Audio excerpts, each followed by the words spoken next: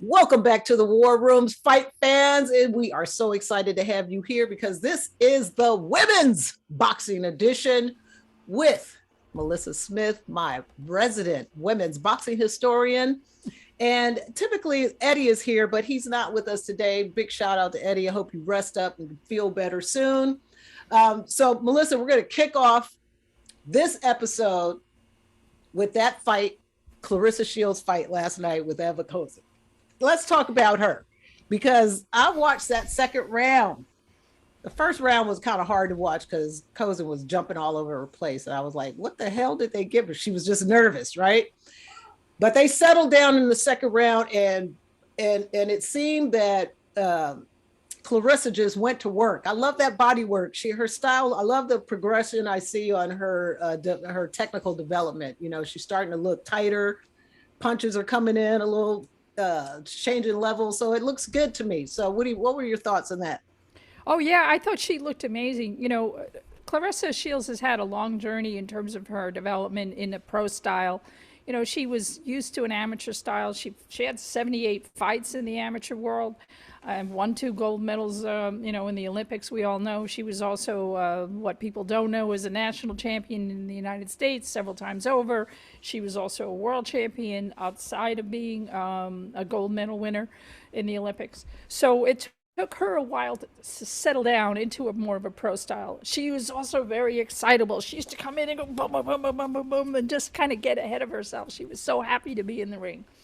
So she has now developed into a seriously mature, smart fighter. This was also her first fight since last March, April, when she fought Maria Abdicare and picked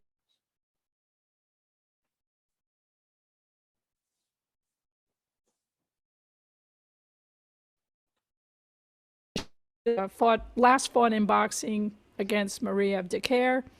She picked up the undisputed junior middleweight title at that time, which is her second undisputed, her third weight class where she is a champion. And after that, she went into a self-imposed hiatus from boxing because she said, you know what? I am not getting as a woman, I am not getting the respect I deserve in this game. So she went into mixed martial arts. She had 2 fights. She's got a 1-1 record. It was something she really wanted to do. It really also gave her the opportunity to think through her next moves with her team.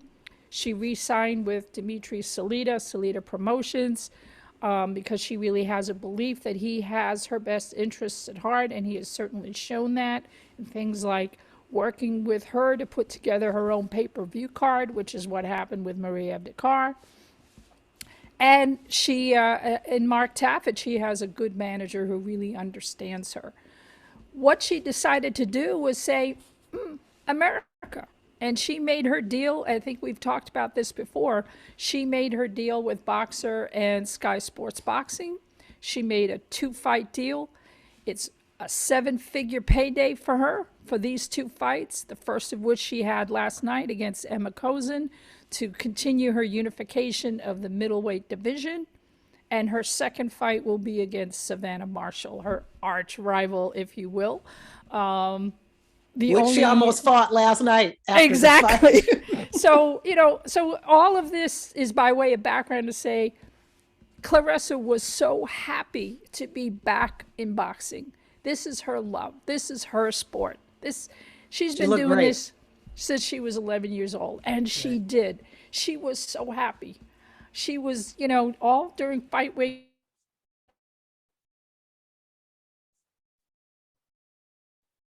All during fight week. She was in her red mush slippers. Sorry, my internet connection's a little bit funky. That's here, okay. So yeah. Please apologize. Technical difficulties. Technical difficulties. Apologies. Anyway, so she was happy as a clam, and when she walked in that ring, she was ready to fight. And it was a boxing clinic. It was a boxing show of her extraordinary skill set, which, as you point out, in the second round, she had, you know, the first round she was wary. She was testing out Ema Kozin's defenses. Second round, she fought at levels. She fought using all of her artillery. She fought using body shots and head and body and feints and chasing her around the ring, but with measured patience. And she fought that way for the next 9 rounds. Yeah, it was beautiful. Just wasn't going down. She hit her with a lot of hard shots. She's got a, Ema Kozin's heart. Now, of course, Savannah Marshall is her next fight. They're likely going to. So wait, that's sometime. The Savannah Marshall fight. Like, since Shields won that fight against Kozin, that's a guaranteed. No matter what happens, they're fighting next, right? That is the thought, because Savannah Marshall, she had an injury. She was supposed to be on the same card, but she had an injury, so she's now back to health, and she will be fighting March 12th. After that, presumably she will win. She's fighting Herman, something like that. And as Claressa says, I fought her in one. Mm-hmm. Right. And then what happens is it sets up, since Savannah has the WBO belt, it sets up the undisputed middleweight fight between them. Because our friend, Claressa has 3 belts plus the WBF, which doesn't count in this. And then you'd have Savannah with her one. And what belt does Savannah have?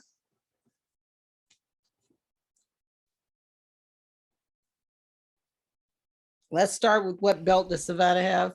Sure. Savannah has the WBO middleweight. The WBO middleweight belt. Middleweight belt. Okay. Yeah, and Claressa has the WBC, WBO, and IBF belts. Plus, she picked up the WBF, which doesn't really count. Doesn't really count in the 4-belt era. Right. So they will have their war will be for undisputed queen.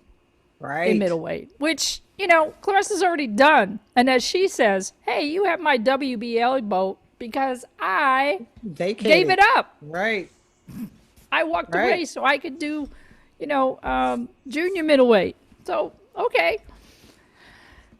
Now, Savannah Marshall has a record as having a lot of KOs. And she's after Claressa saying, you have pot or puff hands, blah, blah, blah, blah, blah. Right. Well, we'll see. Styles make fights. This will be an extraordinary effort.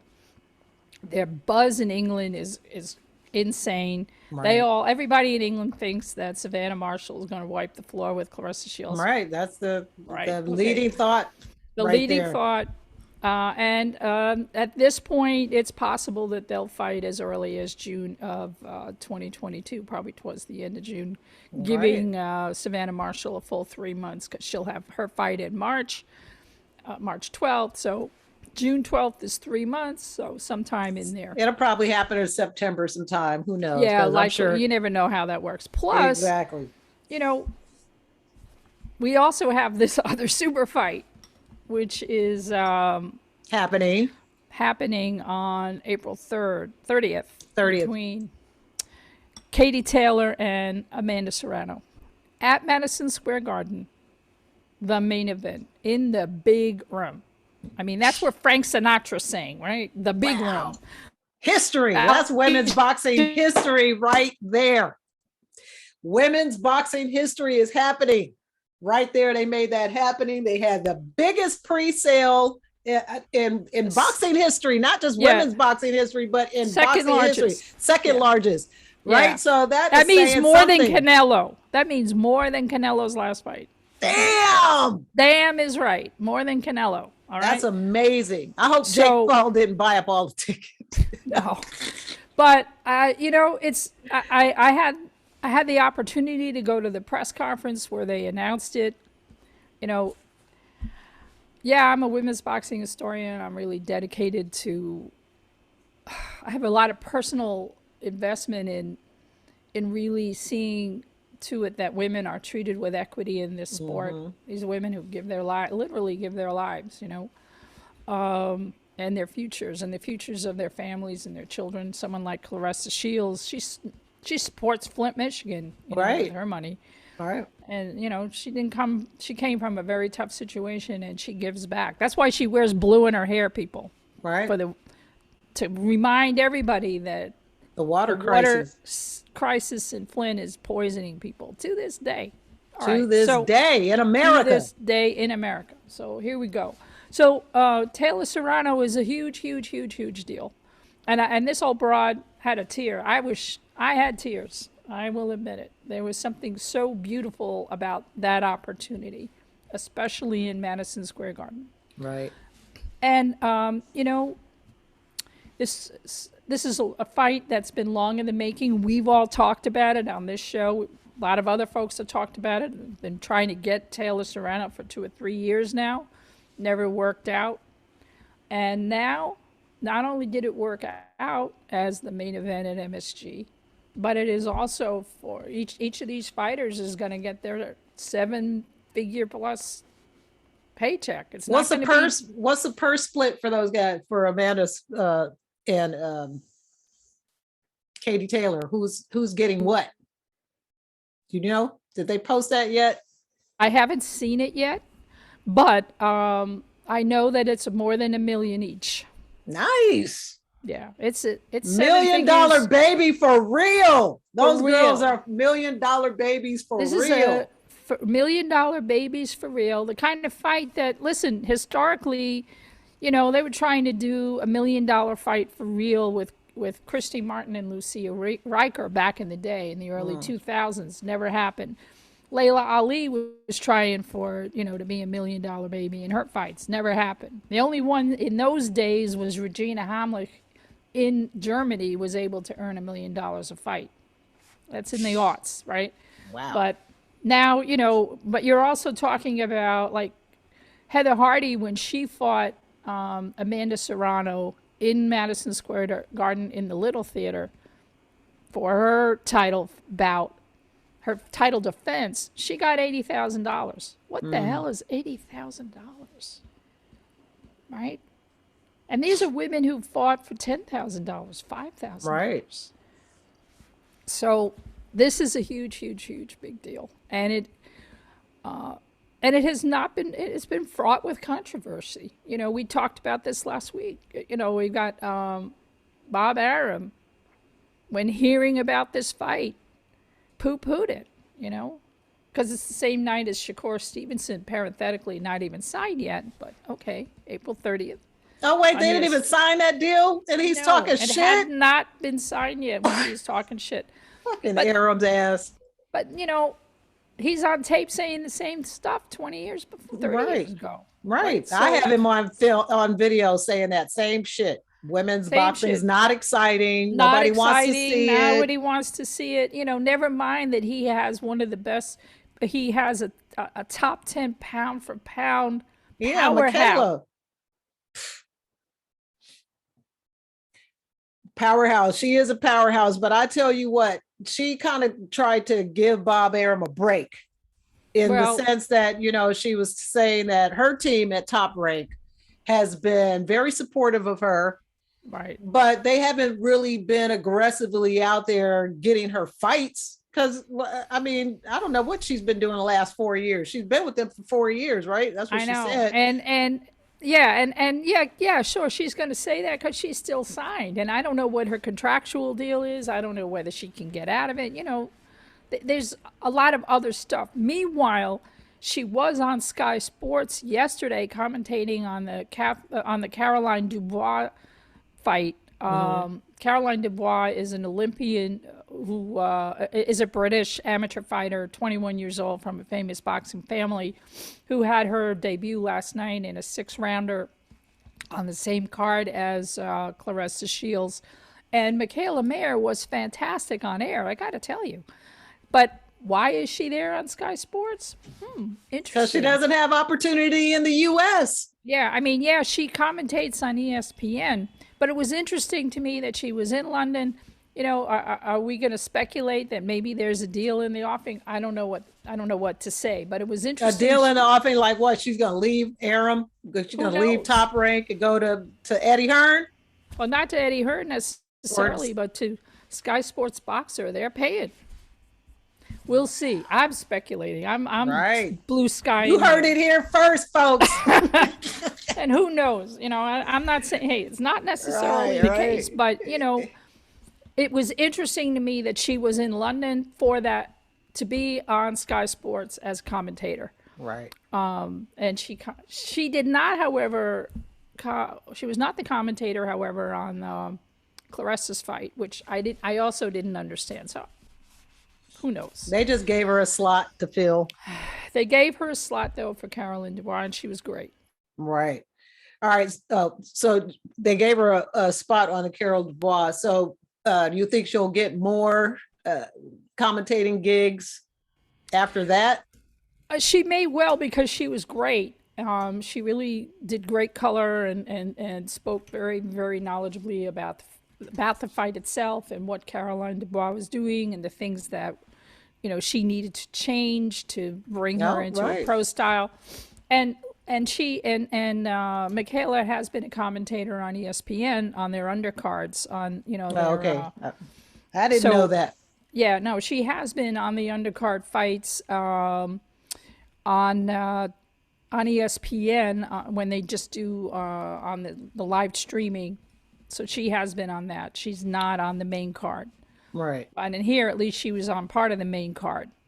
And she's really good. And it's excellent because it means she's expanding her brand and her opportunity. She's also talked about the fact that she wants to move up to lightweight because she's tired of being at her weight and having to make it, but she wants to do another year. And there's really a lot of opportunity at junior lightweight for her in terms of the unification of those belts.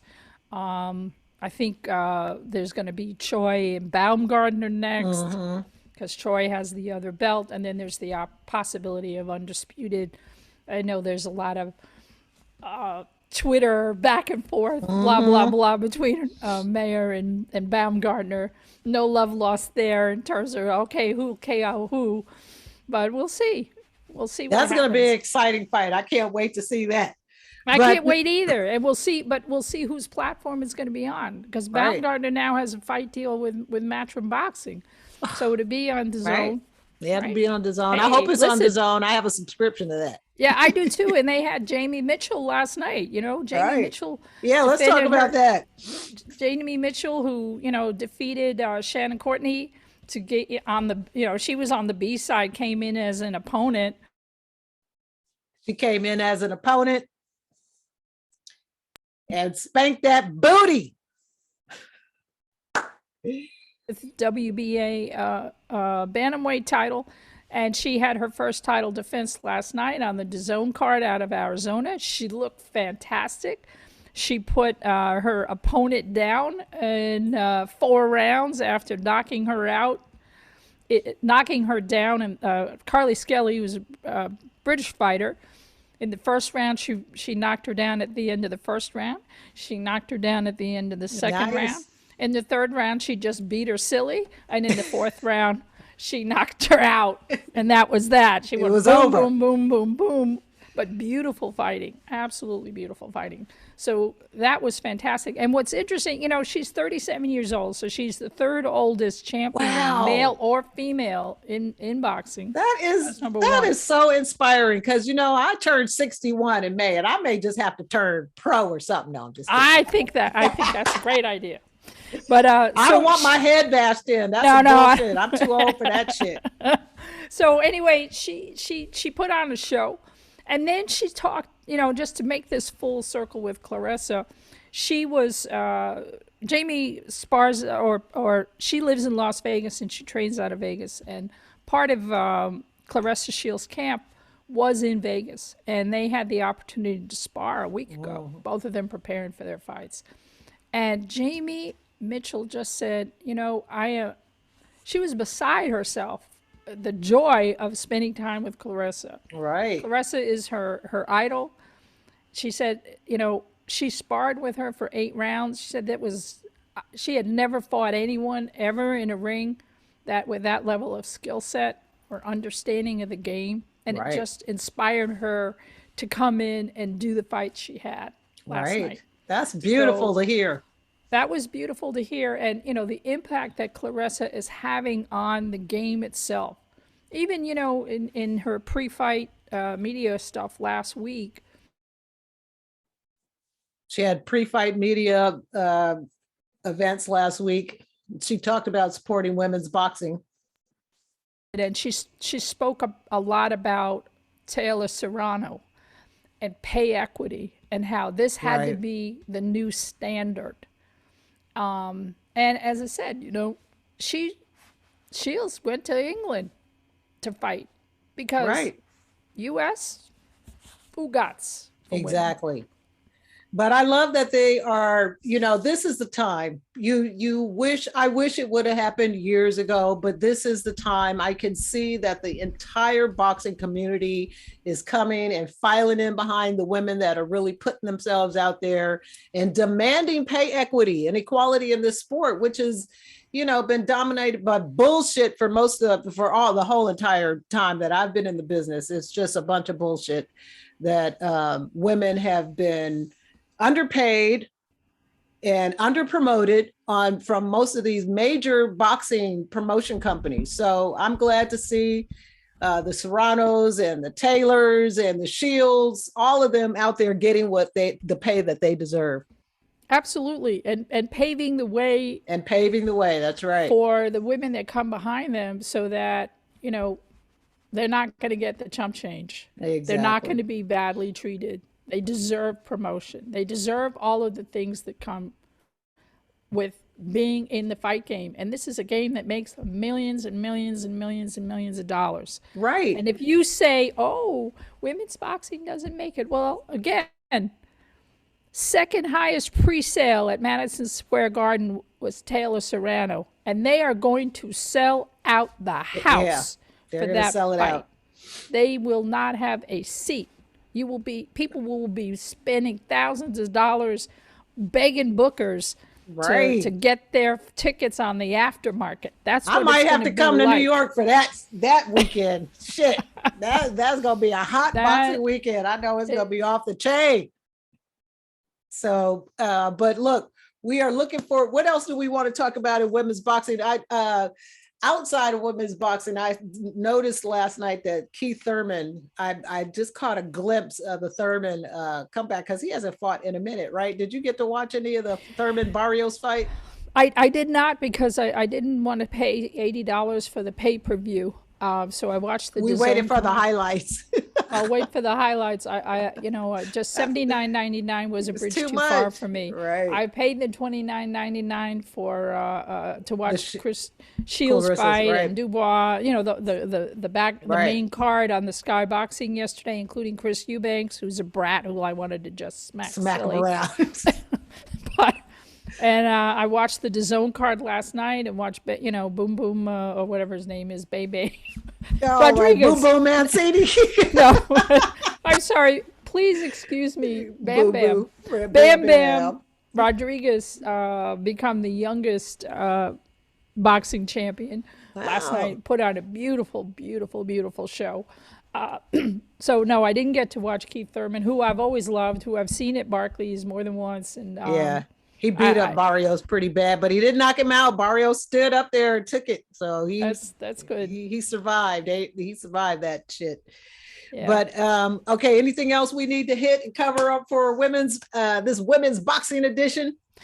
Just that, continue to look at what's happening with Taylor Serrano card, because right now there's only 3 named fights. There's Taylor Serrano. Franchon Cruz is super middleweight. Finally is going to get back in the dang ring to defend her undisputed title. Another undisputed queen. And then you got Liam Smith is Vargas fight, which had been canceled, and so that's kind of cool. So, and there are going to be some other really amazing fights that are going to end up on that card. So stay tuned for that. That's right. You guys, and stay tuned because we are going to be covering all of that here in the War Room. And if you really want to support women's boxing, then you will definitely subscribe, buy the pay-per-view, support Boxer and support all these platforms that are actually putting on women's boxing events, okay, and highlighting these fighters. So I think that's all we got for you guys today. This week in the War Room, I am your fight goddess, Chris Baldwin. And Malissa Smith, I want you to tell people where they can find you on Twitter, Instagram, all your social media handles. You got it. I am at Girl Boxing Now on Twitter and on Instagram, and my website is girlboxing.org. And I just thank everybody for your support. It really means a lot. That's right. And you want to support independent journalism, you got to follow the War Room at Angry Afro Radio on Twitter. And my boy is Eddie at NHB News on Twitter. He is the conscious of combat sport. And of course, we just talked about Malissa. And you guys can also follow me on Instagram at fightgoddessfitness.com. Okay. Cause I got an app going. I'm launching a new fight shop. So you guys, let's get ready. We're here to support women's boxing any way that we can. All right. You guys take care. We'll see you next week. Peace, love, and push-ups. We out.